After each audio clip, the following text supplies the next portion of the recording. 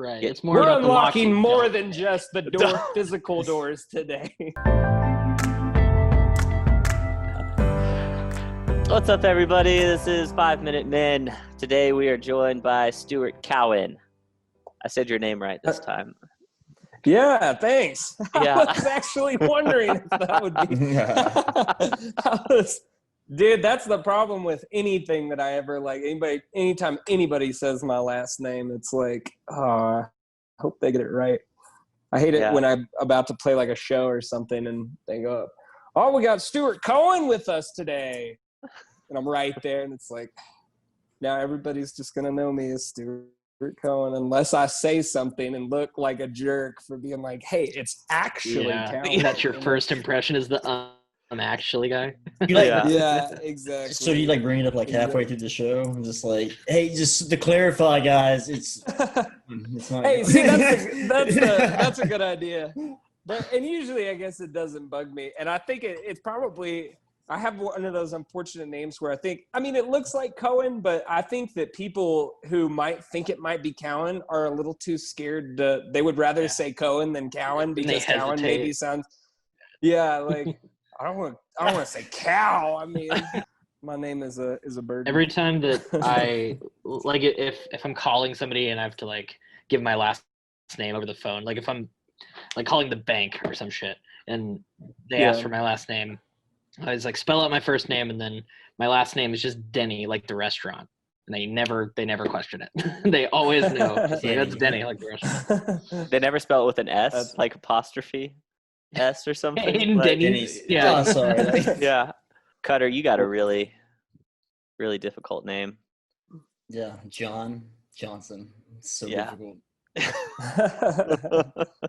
So difficult that you read it and you're like, wait, did someone fuck this up? Like, wait, they put the same name twice on your show. Yeah, this guy's name cannot be John Johnson. No, that's my name. My father's name before me, and his father's name before him. Yeah, that's a pioneer name. That's straight out of the frontier days, westward expansion.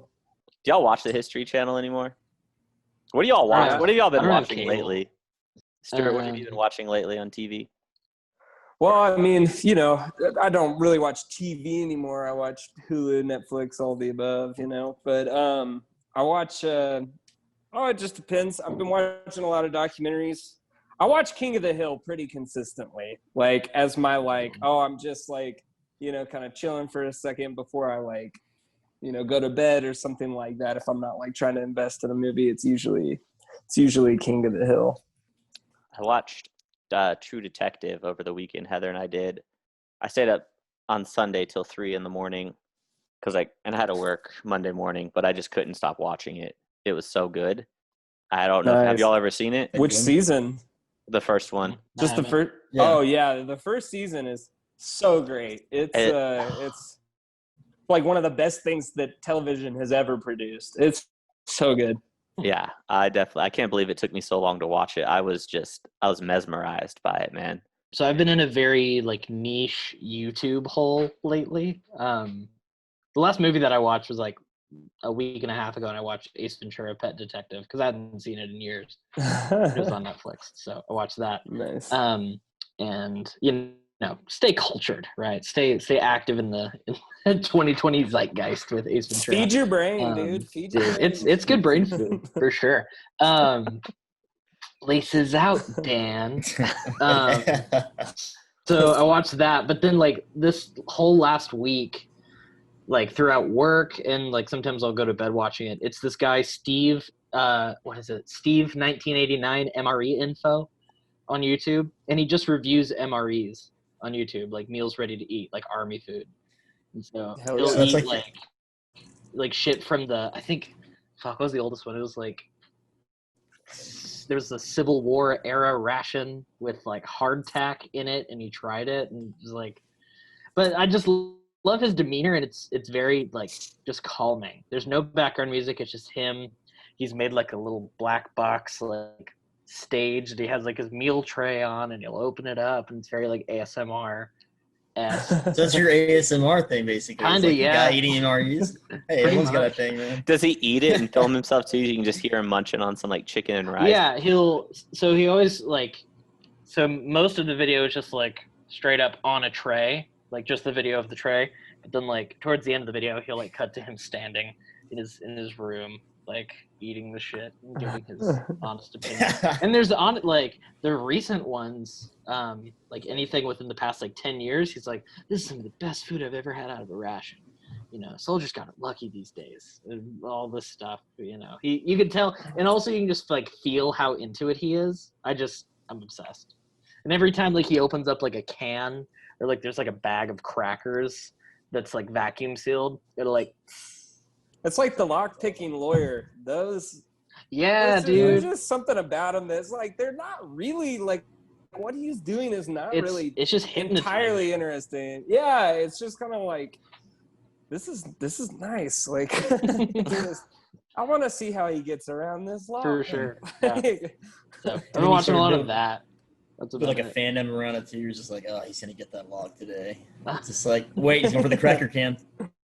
Oh, he's doing it. That's nice. Get ready for that hiss. That's fucking awesome. What is that? Is that really a lawyer that just picks locks? Mm-hmm. Yeah, that's literally it. Is he just like, and I don't think he ever talks about law. Yeah, the lawyer thing is just a name. Yeah, it's just like, he doesn't really bring like, that up. He's just like, he'll get like some new lock, and they're oftentimes like locks from like Walmart or something like that. Just like, you know, this is the Ace brand or the, you know, right? Like just different locks that serve different purposes, and he just kind of rates them. I don't know if he has a rating system or not, actually, now that I'm thinking about it, but I haven't watched. He just like, I don't know. Just talks about how the difficulty of like getting through the lock, you know, because some of them he just like straight up cuts with bolt cutters, and then like he can't get through it, so he just, cuts it. Well, and that's the thing is like that's part of it though, is like if he can cut through it with the bolt cutter, then it's not a very effective block, you know, because then he doesn't even have to try to pick it, because it's just like, well, you can get through this one really quickly with the bolt cutters, you know. So I think that's kind of like the first test. Does he teach you how to do it? That's one skill I've always wanted. Not that I would use it for, you know, bad stuff, but knowing how to pick a lock seems like a really useful skill. Oh yeah, if you were in like a life or death situation that depended on you getting through a lock, you'd be like, hell yeah. Yeah. Thank God I learned how to do this. And I think like lock picking sets are pretty cheap on Amazon. Yeah, I've looked it up. There, you can get some for like $15. Even probably less than that, but if you want like a full kit. But that would be my Tyler's like, oh, I wouldn't use it for anything, but he's already been I wouldn't use it for evil. Yeah, but it's $17.95 on Amazon.com. Yeah, Ace brand is the best, definitely. But if I was in a life or death situation where I needed that, I would have to discipline myself in order to carry it with me all the time, because I would like have a door like, man, if I only had my lock pick, I could definitely pick this door right now, but I left it at home, and then I get murdered by whoever's chasing me. Yeah, I guess that would be the drawback, is like you'd have the skill, but you'd have to have like the tools necessary for the skill, you know? Yeah. That's why you got to be zen about it. You got to figure out like more the philosophy behind picking the lock, and that may help you a little bit more. Right. It's more We're about unlocking more than just the physical doors today.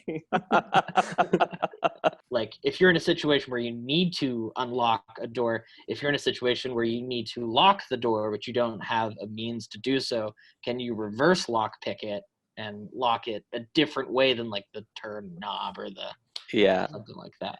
That would be a little funny scene in a movie, because if whatever reason you needed to lock it, if someone's chasing you and they're on the other side, they just unlock it. But if you need to lock it back, so to cover your track so nobody knew that you were in the room, then that would be useful, because then you could, you know.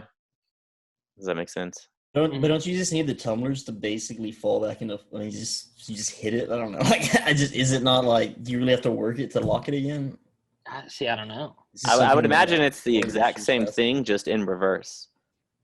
Yeah, that's kind of what I was thinking, because it's like if you can get it open like the mechanisms on the inside, surely you can just like rework them the other way. Yeah. But I would assume where I'm Because getting if you can lock it with the Maybe key, not. if you can lock it with the key, and the lockpick is acting as the key, the lockpick is the key, just not That's a true. cut form of the key. What doesn't lockpick? Don't when you lockpick something, don't you like it involves pushing tumblers like up? Yeah, you into a push the position? pins up. Well, how do you get them back down?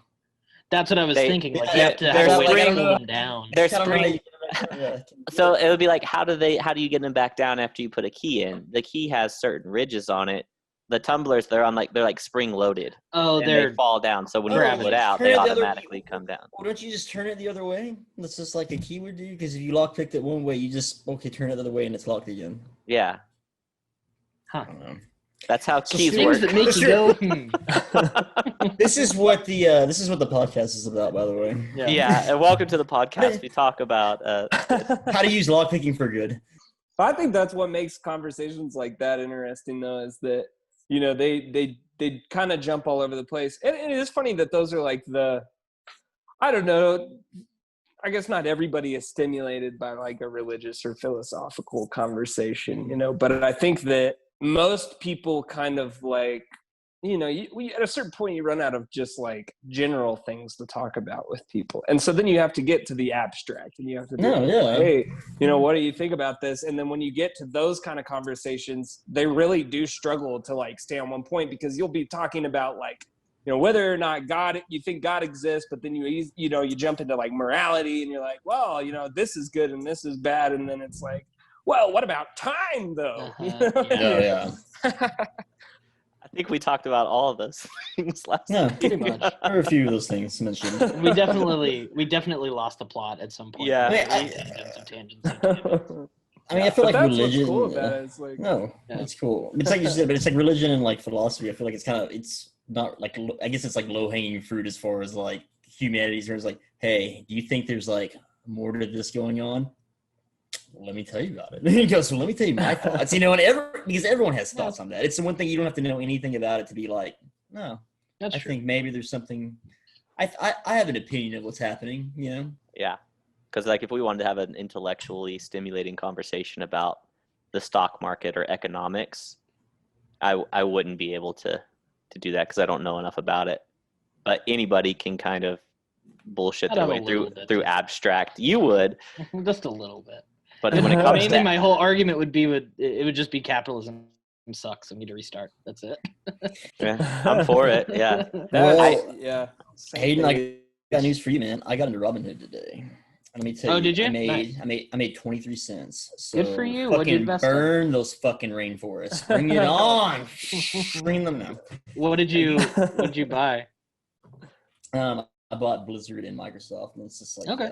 it's just buy tech stock and it goes up. Yeah, games and tech. It's just kind of one of those things. I've never ever thought to do it, and it takes 20 minutes to get into the stock market. Actually, Yeah. all they want is money, and they're just like, cool.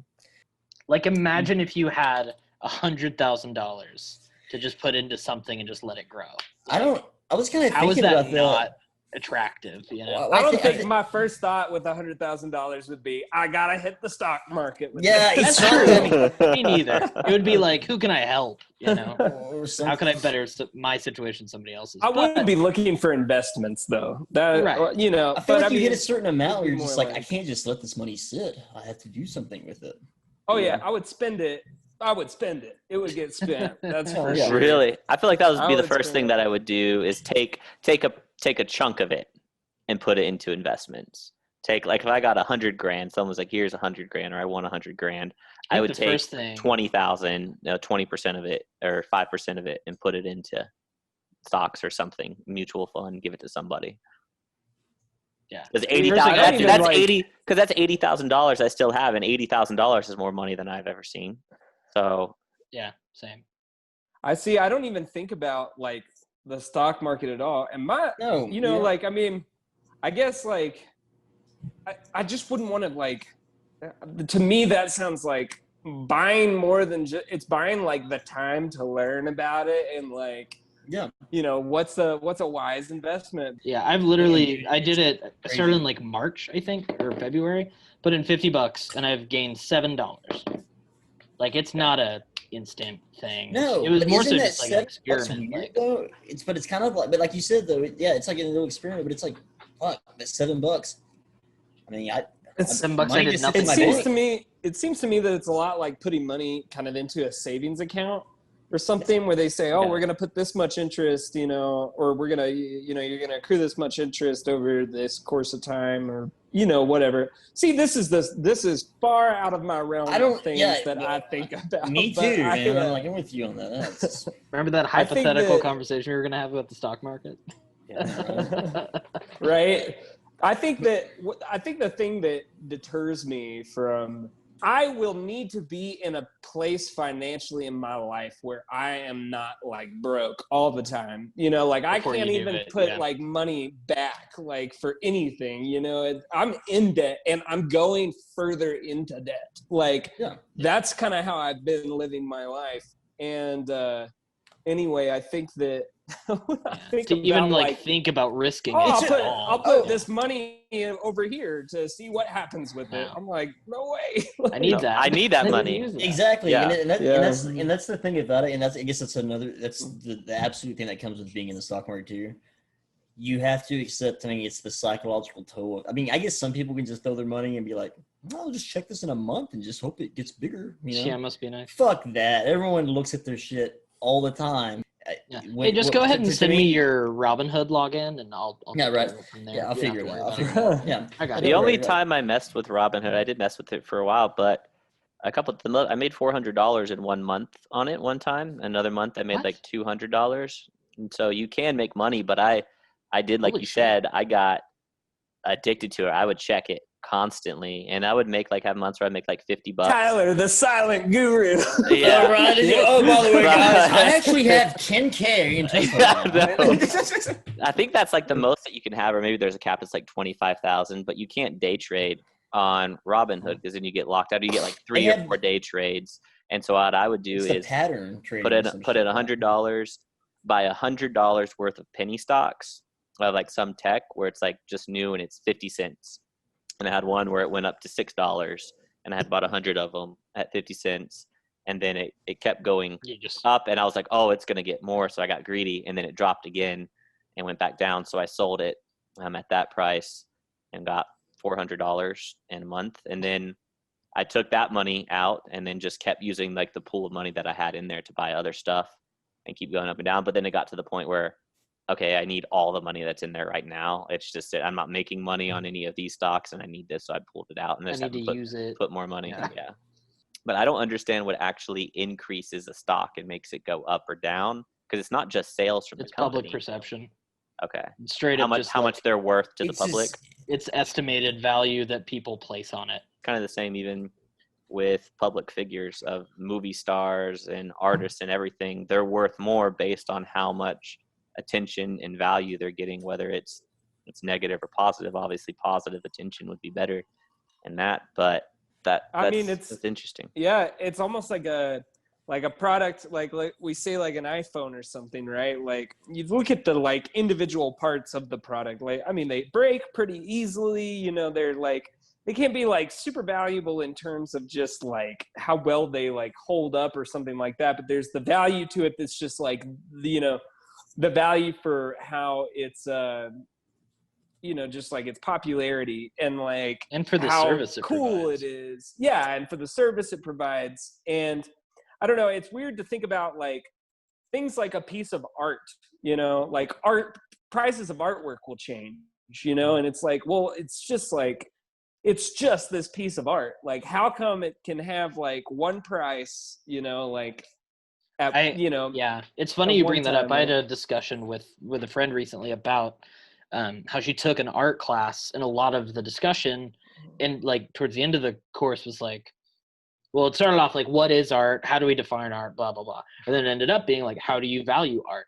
And it straight up kind of comes down to the same thing. It's just like it'll go up when they die because there's a fixed supply of art that they're making. And depending on who wants to pay the most for it, that'll kind of influence it. But I feel the same way because art is priceless in essence to me, right? Like, but it's weird to put a price on something so emotional and personal, and like I don't know. It doesn't feel I think quantifiable. I think that's interesting because I think that same thing that you just said, like put a price on the emotional impact, or that can be applied to something like an iPhone, or a Yeah, for product sure. like that. Like what because you're paying for like status a little bit, or like Yeah, you're paying for like, The and so image of it. they create like the.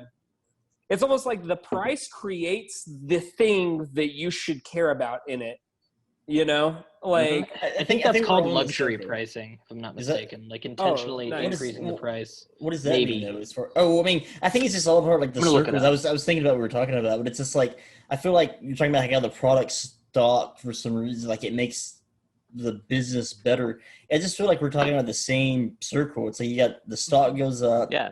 which turns into the business which the business perceived as being better, but it actually physically generates money for the business, which allows it to perform better, which allows it to actually have better results, which turns into the product stock going up. So there is like, I feel like there's a whole thing to like, I feel like the stock market became like a kind of like ahead of business a little bit, but then it becomes like a self-fulfilling prophecy at the end of the day. And that's it's what bugs me, is that it's like it's destined to fail. It's because there's only so much money to be passed around. And so it's like if you create something like Amazon where the money just flows to, it's because it's got this, it provides this service. But I mean, do any of us need Amazon? No, No, we could still operate without it. Like we could live our lives and thrive as human beings. And in fact, I would argue that we would be thriving more without it. Like it's not that essential to our livelihood yet.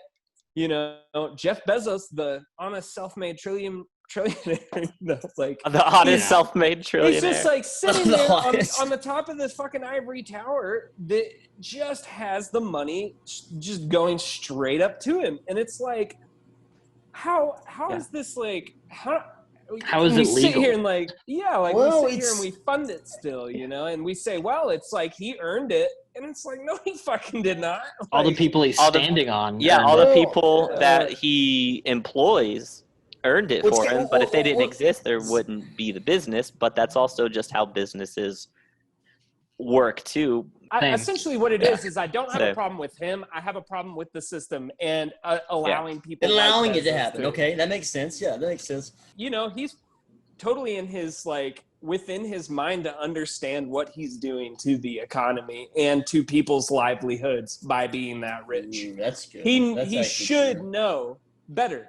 And that's just it. It's like you can sit there and like Bill Gates, everybody talks about how Bill and Melinda Gates are or Elon Musk, like these are the billionaires we should be looking up to because they have the Bill and Melinda Gates Foundation because they do good for the world. And it's like, man, no, that is just like they're pebbles, pennies compared to like the kind of things that they could do, with their wealth. But at the same time, it is kind of irresponsible for one person to have that much wealth because then society does look at that person and expects so much more from them. So I do think that it puts a pressure on them that they don't really deserve. But at the same time, they do because they have all the money. So it's like you gotta, they asked for it. Yeah. Yeah, exactly. It's like you gotta be. And if it's too much to handle, it's a problem with the system more than the people is really it, But they are, unfortunately, the people that could be the ones changing the system, I think they're the only ones. With that much money, they rule the world. People with money rule the world because they influence how everything goes, and it's their because we allow them to. How else do we? It's the collective's fault of why do we allow this to continue? Well, I don't think it's that. I think it's more rich people's fault for making it so that the money will go up to them, because they have influence in the, in Congress and they have influence in the government. And I really do think that it's not a problem. I mean, it's more so a problem created by greed, Yeah. really. I mean, and so in that way it is, but I mean, it's like we live in a system that rewards greed, you know? So it's like, how do we just, you know, how do we go back from that? How can we like deconstruct that? Because not only is it like the greed of the rich, it's like the greed of the poor too. You know, it teaches like every aspect, every level of it teaches you to be greedy and to like, oh, you got to Fight for be your saving own, money. keep your own, you Perhaps in a know. bucket. Exactly. Yeah. And what we value in this system, going back to value, is what we continue to feed. You know, we continue to feed that type of greed and that type of behavior because we value people that have that status, and we look to that as the ideal, like the American dream of this is what we should get, or this is what we deserve. But nobody deserves to have $1 trillion. You could work extremely hard and you could say that you're deserving of that $1 trillion because of the hard work that you put in. But all the people who will never be able to make $1 trillion are basing their own self-worth and ideals of like what an archetypal achiever is based on like that end of the bell curve, or that 1% that has an ungodly amount of money that is never attainable. So we're setting ourselves up to fail. Like that's it. Like everybody's sitting there dreaming that they're gonna be Jeff Bezos, and you'll never be like, there. Like statistically, it's impossible for you to ever get that. If everyone's trillionaires, then no one's rich. Yeah, you go know? ahead, Tyler. What was that? Yeah. Y'all gotta listen to a song called y'all gotta listen to a song by a guy named Dan Reeder. It's called Pussy Heaven. And anyway, I'm just gonna put that suggestion out there. And anybody that's listening to this tomorrow when I wake podcast, tomorrow when I wake up, I'm gonna have fucking Dan Reeder. Pussy Heaven, one word? R-E-E-D-E-R? When I posted it on my computer, I'm like, what is that from? I don't know. Maybe. Pussy Heaven. Pussy Heaven. Okay. Boom. Got it. So what? I think we brought up a great point, though, with this, though, is that, like, what you're saying is when you have somebody who has that much money, for somebody to have the intelligence to be able to acquire that much money, they also kind of come with the responsibility of being able to fucking, I mean, as far as if you have that much money, you should be able to improve society. You have these kind of, not really, I mean, kind of a moral responsibility and to be kind of able to fucking, make the call. to be able to improve. I mean, great. You can have nobody is really saying that you shouldn't have a comfortable lifestyle or you shouldn't be able to take care of yourself lavishly, even to I'll say lavishly because we value that as far as like in capitalism and everything, lavishly. But at some point, like you said, you can't, I think there is a moral justification for being pissed off at somebody that could, with their power, with their resources, could make the world a better place, but refuse to. You know, when you are making that much money, it's kind of like you have to, and see, I think that we don't really give the benefit of the doubt. Like maybe Jeff Bezos, you know, in some part of his mind is thinking, well, if I am in control of this money, maybe I can like, you know, do good. And maybe he is trying, like he's got this ultimate end goal where he's going to save the world with all this money somehow. But I don't think that is the case, you know, like, and I think that at some point you got to tell yourself like, hey, am I doing like, you know, has this become a problem for the world? Is what I'm doing, like, maybe it does provide like a good service or something, but has it become such a problem that like people are just giving their money to me without me even asking for it? It's just coming in, you know, it's almost like you got to realize when you've become like the monster, you know, like. Well, let's try to get into his head for a minute. So if you were to argue for him, say he is a man that has a certain perspective on just existence in society in general, and he has all of this money, and he has one life, and he thinks, when I die, there's no heaven, there's no hell, same for the rest of everybody else on earth. And life is shitty, and even if I take all the money that I have right now to fix the world in its current state, all of that money will be used up in 20 years, and maybe what I do won't have a lasting impact because everything is finite. So is it better a lot of assumptions. So is it better in my one life to live the grandest, most extravagant life I could ever imagine and spend all of the money that I want and have all of the unlimited resources in the world because I figured out the system and I figured out how to get here. And you know what? Life sucks. And even if I gave all of this money away, what if they wouldn't do good with it? Or, you know, if I put this money towards other things, yeah, it would better people's lives. But is that ultimately a good thing or is it a bad thing? Because it's a bad thing. And sorry, I just feel very passionate about it. It's Here's like, why. It's so bad. I want to hit the button. Hit the button. Yeah, ding, ding, ding. Please let me talk. Yeah, why is it a bad thing? Because you're saying that life sucks, and life does not suck for Jeff Bezos in any objective way that I can think of, not even including, you know, any sort of mental health issue you might be struggling with or any sort of family, emotion, whatever, anything. There's people that are homeless that he could buy houses for.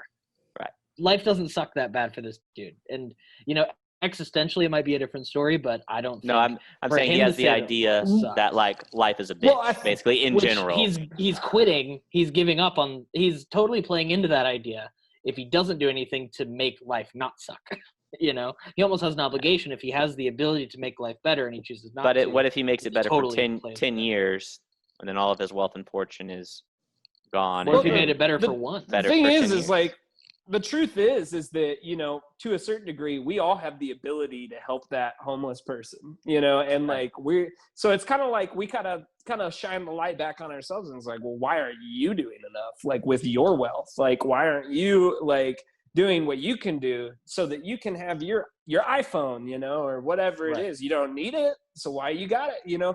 But that's true. I think that somebody, yeah, at a certain point, it is just like, man,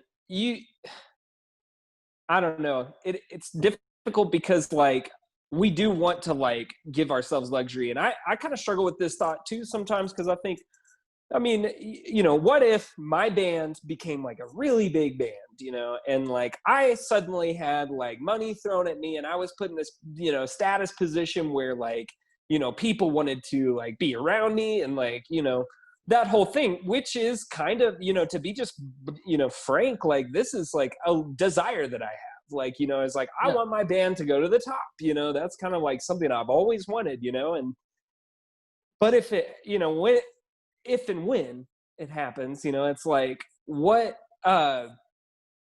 do I do with it? Like, am I going to be able to stand by all of these like things that I believe in that, I would do the right thing and I would like, you know, give money to the people that helped me get here. And then I would help like, you know, people that need help. And I don't know. It's just like, you know, you can only dedicate your life to a certain number of things. And if you're dedicated to creating Amazon and building Amazon as a company, it just kind of becomes the only thing that you care about. Just kind of like my band is the only thing that I really care about, like growing, you know, and like building. Like empathy, I think, for me, as far as I think that's kind of what I think you brought up a great point as far as it comes back. This is all coming back to, I feel like, what is it? Like, I remember I'm raised Catholic, so the Bible story with the woman putting in 2 pennies or whatever, like all the rich men would put in like a lot of money, but the woman, the poor one putting 2 pennies, she's putting in.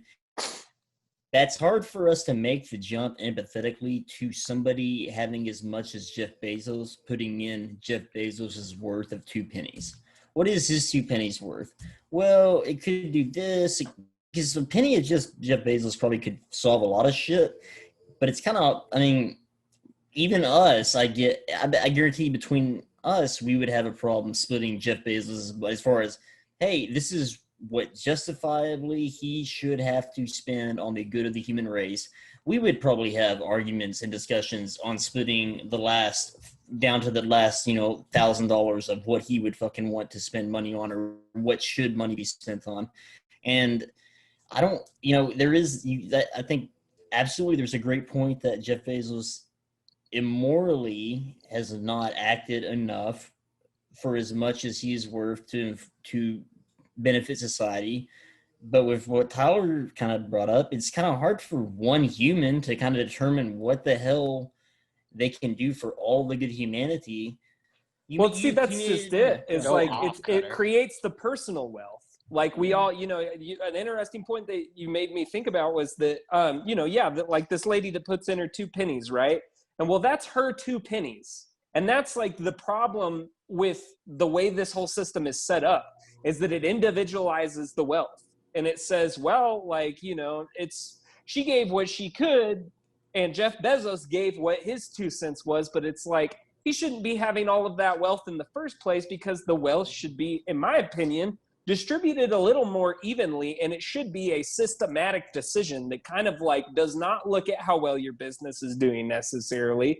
It's a little more even spread, where it's like, well, hey, let's make sure that that woman has more than just 2 cents, to like spare. And it's so like this idea that it puts it into like personal pockets, and it says, this is your wealth. It belongs to you and nobody else.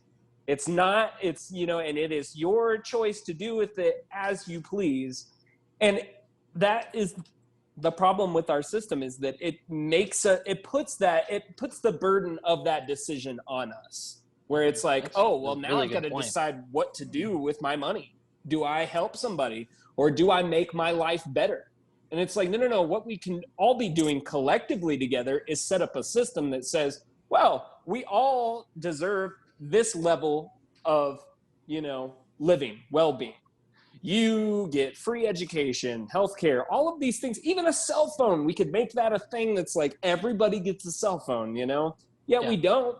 And we put the decision in the hands of somebody like Jeff Bezos, and then we expect them to, be good-hearted about it. And it's like, well, that's so stupid, because people aren't good-hearted people in general. Exactly. And then 4 dudes in a podcast who want to question the moral objectivism of Jeff Bezos. We just want him to be good. We can't make him be good. We can't make anyone be good. I think one of the big problems and where the greed comes from is because, like, why would you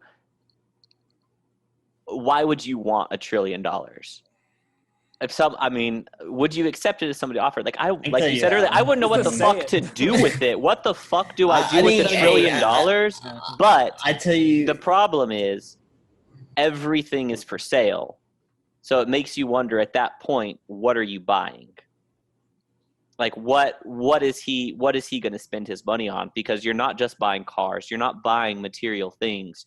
You're buying politicians. You're buying Congress. You're buying control. You can. I don't know if he does or not. That's kind of the thing. I know that's what people with that much wealth typically do, because it influences more wealth to have more control. He does. I think it comes down to a thing. It's just like, it's one of those deals that you have conspiracy theorists talk about. This could have happened. This could happen. We always play that fun little game of like, what would you do for $1 million? Like, some people get to play, what would you do for $1 billion? What would you do for 10 million? What would you do for like a pure secure of your legacy for the next 10 years? Some people get to play that game for real, in real life, all the fucking time. And it's like, is it worth 10 people? Is it like worth a plane? Is it worth this terrible thing? And I feel like, it's never that. No fucking little kid grows up and he's like, I'm going to be a trillionaire one day. Like, bam, just like that. But it's one of those people that goes like, I know what I can do with $100,000. I know what I can do with $1 million. I know what I can do with billions, but I bet I could do a lot with trillions. If you have $1 billion, and that's even being conservative, I think anything you make after that, there should be a system where it automatically flows into education, healthcare, for others, and it just then flows. You're telling somebody what to do with their own money. Yeah, and we it's can't just, have and that. But if that was just the rules from the beginning of once you get here, if it was, then you can make that. It would be normal. That's you still have more money than you would ever need. Yeah, but that's the problem, is that it's like, it's almost to a point you get so much power, you get to influence the power that you're in, and so it's just like, like I said, you get the power to fuck off to a place that lets you do whatever you want to do. If that was true, then people got to that point, they would change the rules. And that's what sucks, and it's just like a thing. It's just like, I don't know, how do you unify society all into this one unified belief? It's just Eat like, the rich. Good luck with that. We can't fix. Well, yeah, we can't. The only thing we can figure out is that people with less struggle more, people with more struggle less.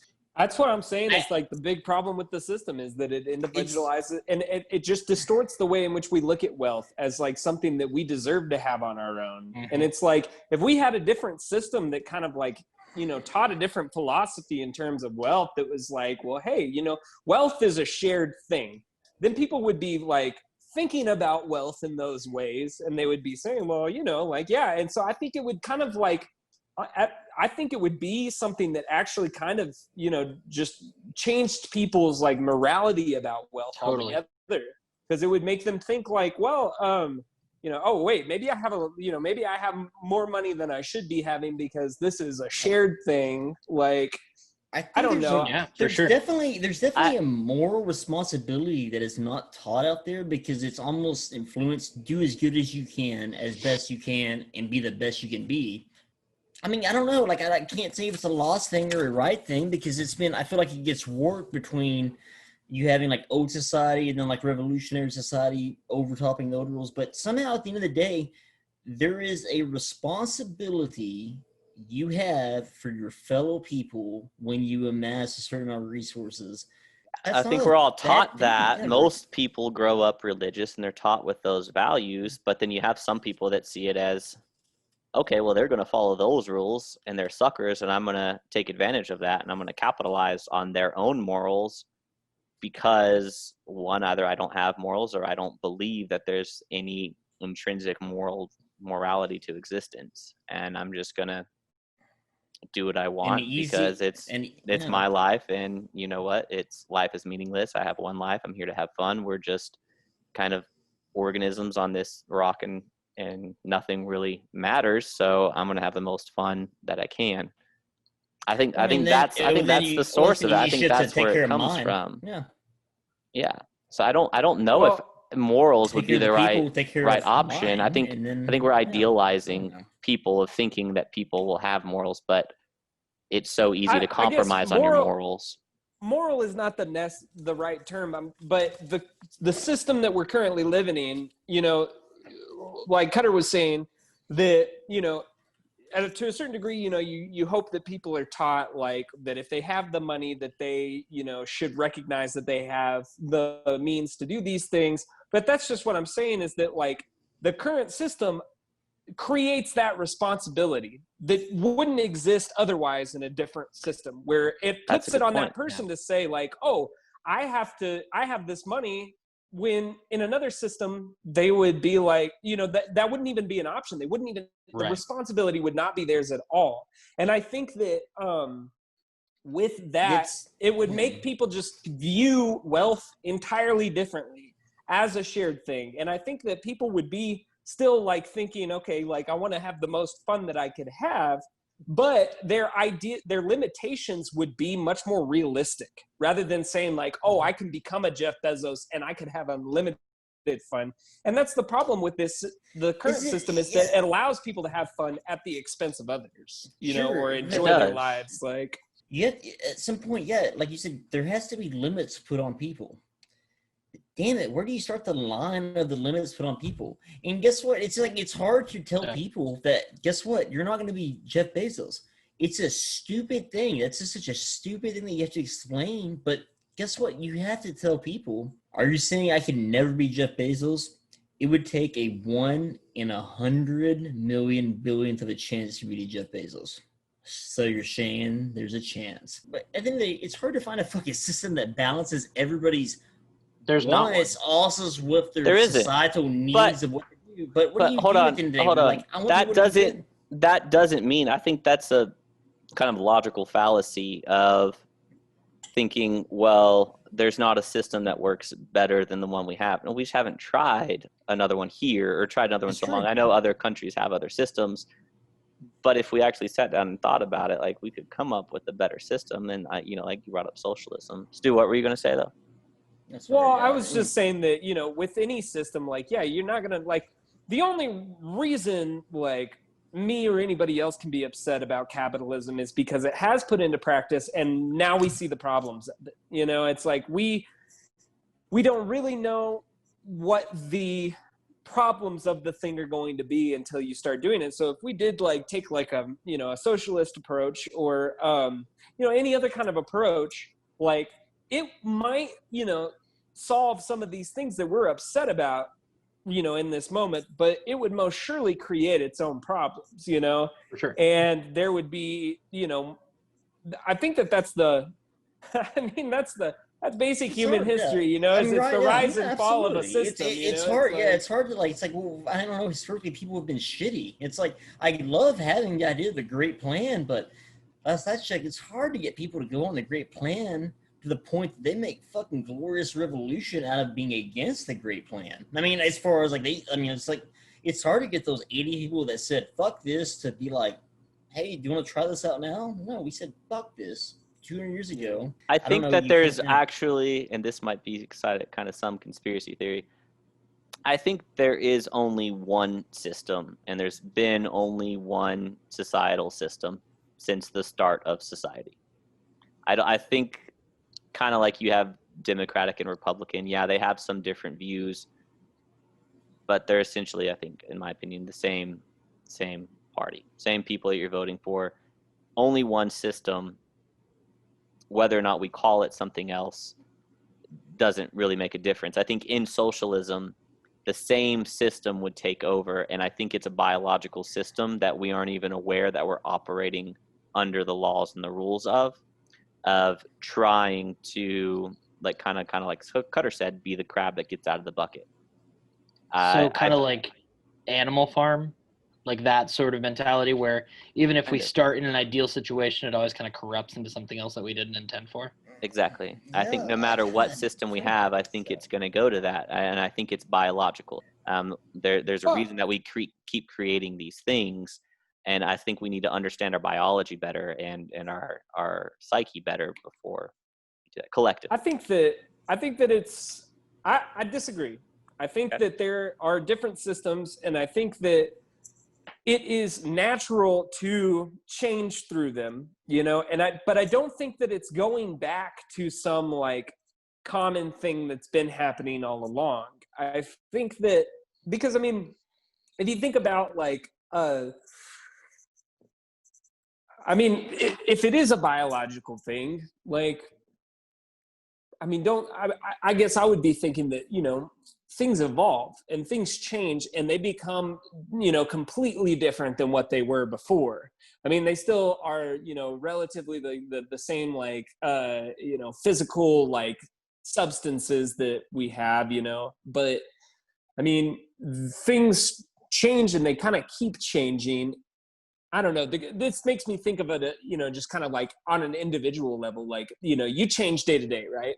And like, you go through like moral changes, you go through physical changes, yet there is this part of you that persists, that you recognize as you. That's like, well, I am still the same Stewart that was, you know, 5-year-old Stewart as 26-year-old Stewart or whatever, you know? And it's like, what part of me is the thing that's changing, you know? I don't know. That's like, that is like a very loose way to talk about what you're talking about. No, you it's know? very real though, I think.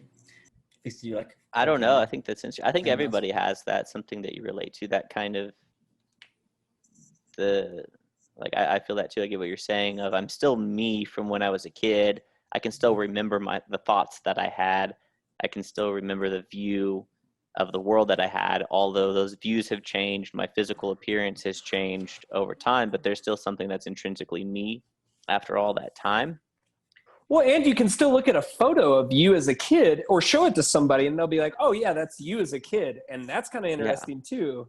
Like, even though you've changed physically, there is a physical element that still persists with you. Yeah. And I don't think that, I think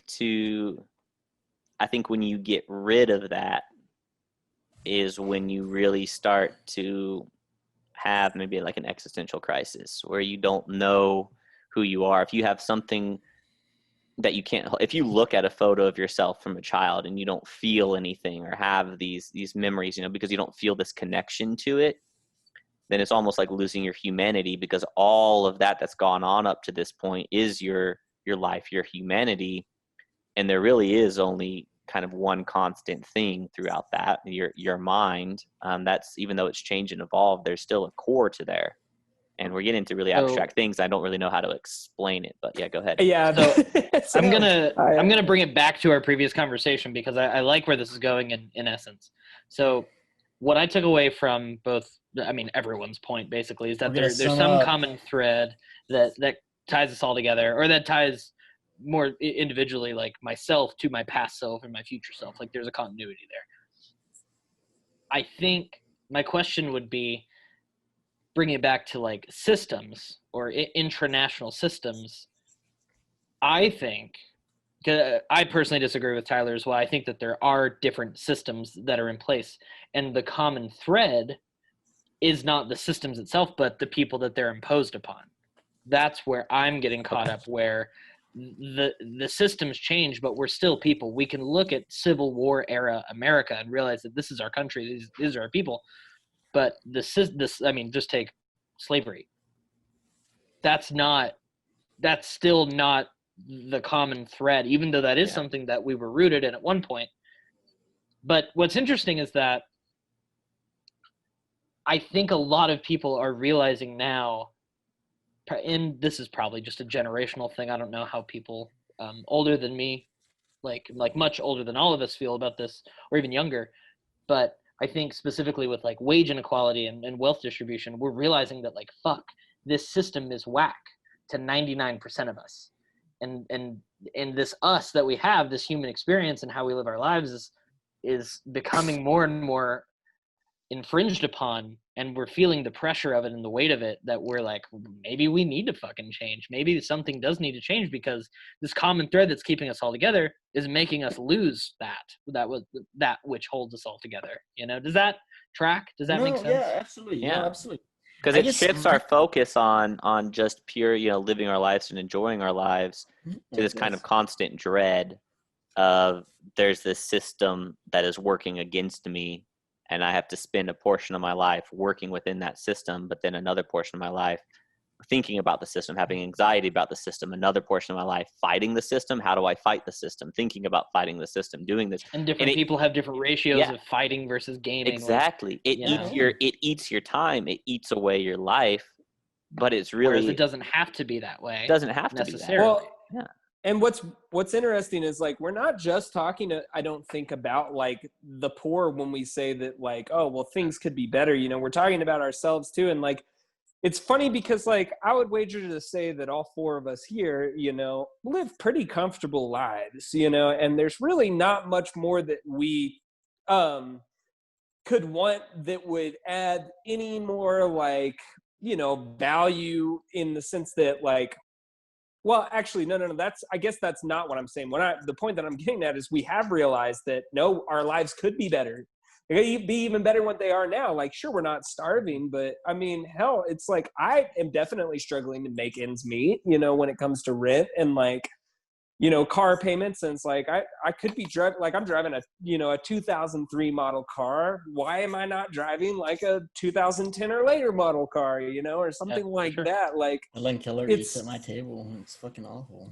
Oh my God. Okay, so for context too, to deviate for a very quick second, hold that thought. Oh my God. Cutter has this obsession.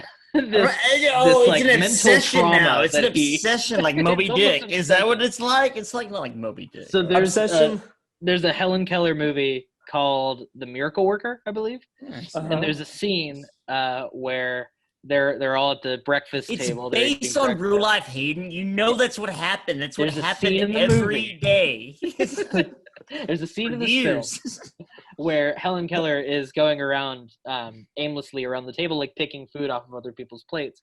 And Cutter has made it such a tenet of his personality that bothers so bad. You're dismissing history. I'm not. I'm informing. He's so mad that she just grabs food off of people's plates, and it's just normal. He's like, this was the 1800s. There's not a lot of food. Don't grab the food off of my plate. He's like, if she tried to grab my food, I would stab her with a fork.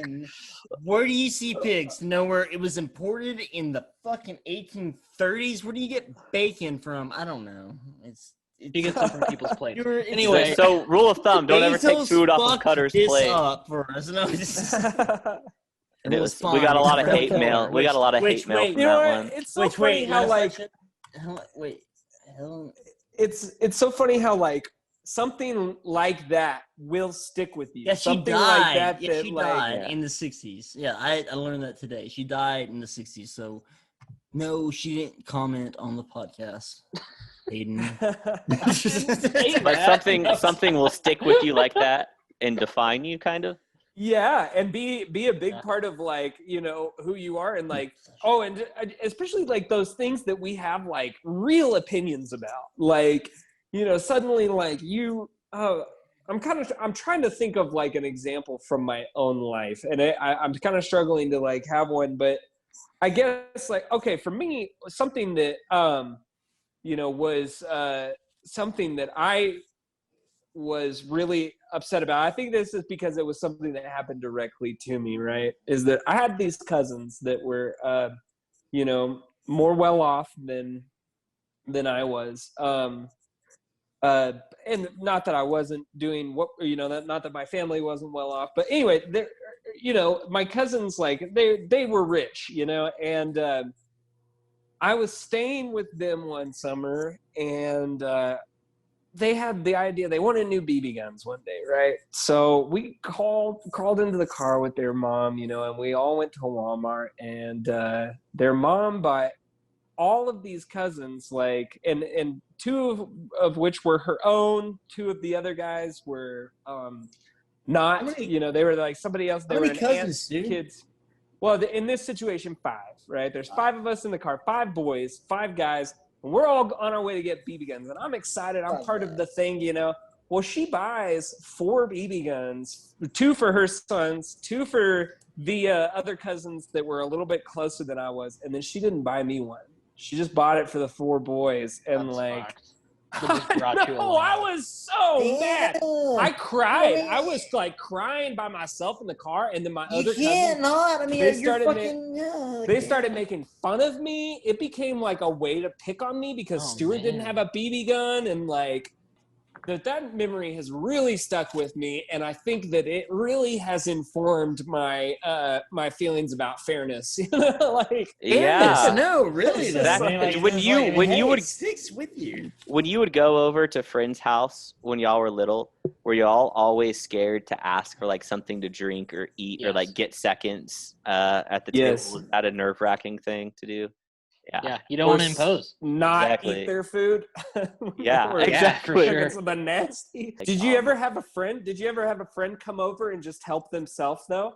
Yeah, and I hated it. It was so fucking rude, dude. Yes. You kind of had to be like, hey. You always say make yourself. That's why when people say make yourself at home, I never trust them. Yeah.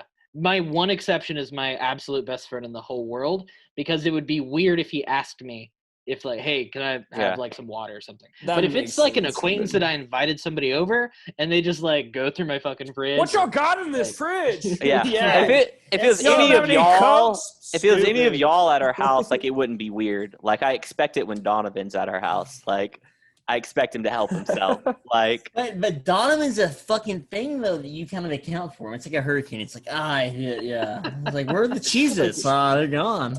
Yeah, or he won't tell you too. He'll eat all your potato chips and then wait till you find it. He'll put like the empty bag back in the cabinet and he'll be like, "That shit, you eat all the potato chips." I only ate half of them. I put the rest of them. Yeah, that would bug me a little bit. I would be, hey, next time ask.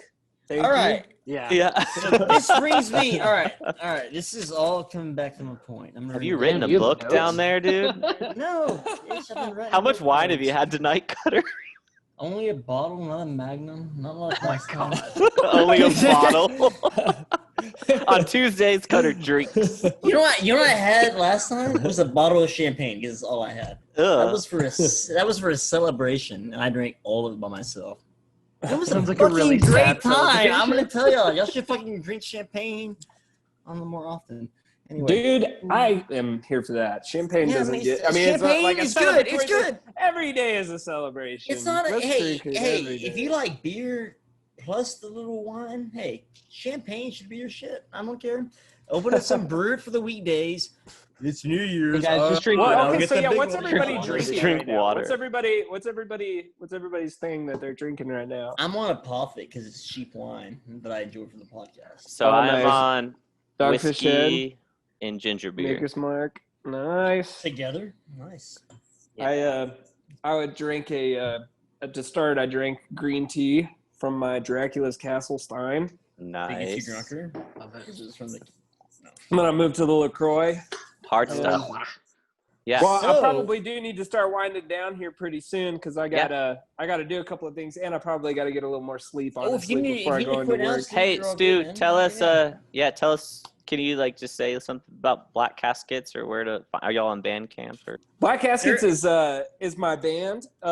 This is our shirt, and here I'll try to see if I can show you the back here. We're gonna get. No, it's not your shirt. Oh, nice. Can't find it. Nice. I don't know if you can see that well, but Yeah. Yeah. anyway. So that's Black Caskets is we're a 3-piece. I see I sing and play guitar. My friend Devin plays bass, and my friend Daniel plays drums. And we've been together for about a year now, and we've got a lot of really exciting stuff happening in October. And so, be sure to follow us. You just look up Black Caskets on Instagram, Facebook. How did you come up with the Very name sad there, I'm Black sorry. Caskets? Well, okay, so I wanted to do the first name that I came up. I wanted something that was kind of dark, like something that I don't know. We were kind of going through this, like a big Something part of black. like our thing is like we want to be a little spooky and like just like heavy on the Halloween themes, and it's a bit of an homage back to like Black Sabbath, or like we kind of wanted to like I like pay tribute black. to like old school rock and roll. And anyway, Coffins was the name that I came up with first, but then we looked that up, and there's like this Japanese metal band that's Coffins, and I just thought, well, if we do Coffins, then I don't want to be confused. And then I don't know, just out of a conversation, Black Caskets came up, and we were like, oh yeah, let's do that.